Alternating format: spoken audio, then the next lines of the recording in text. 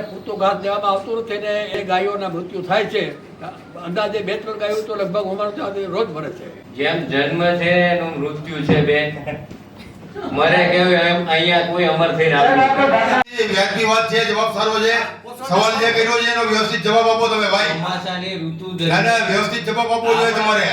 મૃત્યુ તો બધાયનું ફાઇનલ જ છે, પણ આ કોઈ જવાબ સારો નથી. અધ્યક્ષશ્રી તમારા ડોક્ટર સાહેબને કહો કે વ્યવસ્થિત જવાબ સારો આપે. આ વ્યાજબી વાત નથી. હું આપું છું. અને અહીંયા કેટલ કેમ્પમાં કોણ આવે છે, સીસીટીવી ફૂટેજ જોઈ લ્યો. હું ત્યાં જઉં છું, ત્યાં કોઈ આવતું નથી અને ઢોરો આખો દી એમને પડ્યા હોય છે. અને કેટલી ગાયો છે ને કેટલી ગાયો થાય છે અને કેટલો ઘાસચારો આવે છે એ અમને ખબર છે. આ તો અમારે ખોટું નથી કરવું સાહેબ. અધ્યક્ષશ્રી, મુખ્ય ગૌશાળા માટે લાખો રૂપિયાની ગ્રાન્ટો આપણે ફાળવીએ છીએ અને એમાં હું માનું ત્યાં સુધી એવો કોઈ નિયમ હોય કે એક પશુ દીઠ કેટલો આપણે ખર્ચો કરીએ અથવા તો ગૌશાળા છે એક પશુ દીઠ કેટલા કિલો એને ઘાસચારો દેવાનો હોય છે, પણ આને પૂરતું ઘાસ દેવામાં આવતું નથી ને આના આહારના અભાવે ઘણી ગાયોના મૃત્યુ થાય છે. અંદાજે 2-3 ગાયો તો લગભગ અમારું ત્યાં રોજ મરે છે. તો આના માટે આપણું કોઈ એમાં સુપરવિઝન છે કે કોઈ ચેકિંગ છે કે સરપ્રાઇઝ ચેકિંગ થાય છે કે કેમ, એ બાબતના કંઈ નિયમ કે કંઈ હોય તો આવા અમને સમજાવો અને આને ઉપર પૂરતું ધ્યાન દેવામાં આવે એવી મારી વિનંતી. વિશેષ જાણવા માટે આપણે જનરલી અમારા તરફથી તમને જવાબ કરવામાં આવે છે કે દરરોજ દિવસમાં 2 વાર ગાયોને ઘાસચારો આપવામાં આવે છે. પશુ દીઠ 10 થી 12 કિલો, જરૂરિયાત જણાય ત્યારે વધારે પણ ઘાસચારો આપવામાં આવે છે. વાત રહી સાધુ સંતોને કે જે સાધુ સંતો આપવામાં આવે છે, તમે કયો 2 ટાઈમ આપવા એવા મુખ્યને કોઈ ચેકિંગ કરે કે કેમ? આપણી પાસે અહીંયા અમારા ડોક્ટર સાહેબ છે. હા, કયા ડોક્ટર? હું વેટનરી ડોક્ટર તરીકે હું નિમણૂક પામેલો છું અને હું જોઉં છું.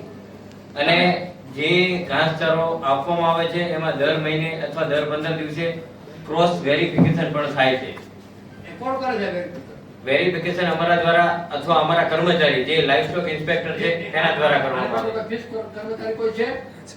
Veterinary doctor, cattle count supervisor તેમજ લાઇવસ્ટોક ઇન્સ્પેક્ટર દ્વારા આની ખરાઈ કરવામાં આવે છે.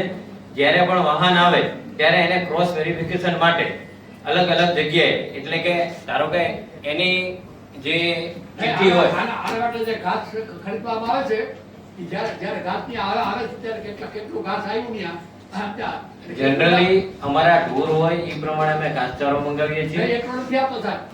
તમારે વેરિફિકેશન માટે મારી સાથે જ્યારે પણ આવવું હોય ગમે ત્યારે હા, તો અંદાજે વાર્ષિક ખર્ચ કેટલો હશે ઘાસચારો? જનરલી અત્યારે દર મહિને આપણે 10 થી 11 લાખનો ઘાસચારો ખરીદીએ છીએ. મહિનાનો? દર મહિને. વાર્ષિક? હા, વાર્ષિક અંદાજ કેટલો? તો ગાયો મરે કેમ? એ પ્રોવિઝનલ. જેમ જન્મ છે એનું મૃત્યુ છે બેન, મરે કેવું એમ અહીંયા કોઈ અમર થઈને આવે. બરાબર. એ યોગ્ય નથી. એ ભાઈ વ્યવસ્થિત જવાબ આપો સાહેબ.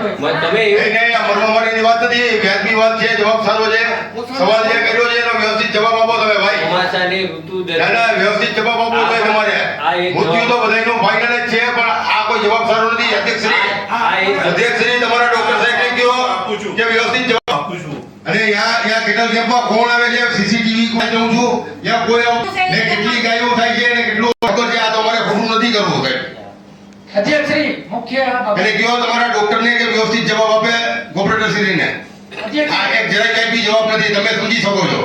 ધારો કે એક ડોક્ટર તરીકે જે માહિતી એને જોઈને તાત્કાલિક તમે એને માહિતી આપો કે કેવી રીતે કેટલો ઘાસચારો આવે છે, કેટલી ગાયો છે, ગાય દીઠ કેટલું આપવામાં આવે છે. અધ્યક્ષશ્રી, આ મુદ્દાને લેવાનો મહત્વ એ છે એમાં તમે હાજર છો, પણ આ જુનાગઢ આનો છે ને જવાબ જ કોઈ સારો નથી હોતો. સાવર ડેલાની અંદર જે કાંઈ થાય છે, કદાચ આપણે આ ધ્યાન ઉપર ના આવ્યું હોય, આ ઘાસચારો જે કોઈ કરોડ રૂપિયાનો ખર્ચો થાય એની પાછળ કરવો જોઈએ ના નથી. હાલની અંદર જે આપણે આ ગાય માતાને રાષ્ટ્રીય પ્રાણીનો દરજ્જો આપવા માટે આપણે નીકળ્યા છીએ, હિન્દુત્વની વાત કરીએ છીએ અને લાખો રૂપિયાનો આપણે ઘાસચારો કોર્પોરેશન ખર્ચો પણ કરે, એમ છતાં ગાયોને મૃત્યુ થાય, એની દેખરેખ ના થાય.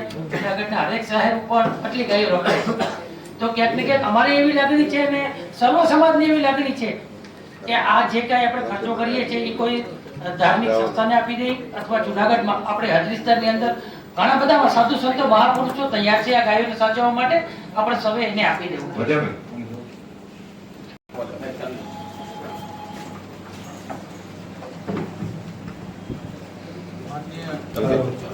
માન્ય કોર્પોરેટર શ્રી દ્વારા જે પ્રશ્ન પૂછવામાં આવ્યો છે એ વખતે હું આપનું ધ્યાન દોરવા માંગુ અંદાજે વાર્ષિક ખર્ચ કેટલો હશે ઘાસચારો? જનરલી અત્યારે દર મહિને આપણે 10 થી 11 લાખનો ઘાસચારો ખરીદીએ છીએ મહિનાનો? દર મહિને. મહિનાનો? વાર્ષિક? હા, વાર્ષિક અંદાજ કેટલો?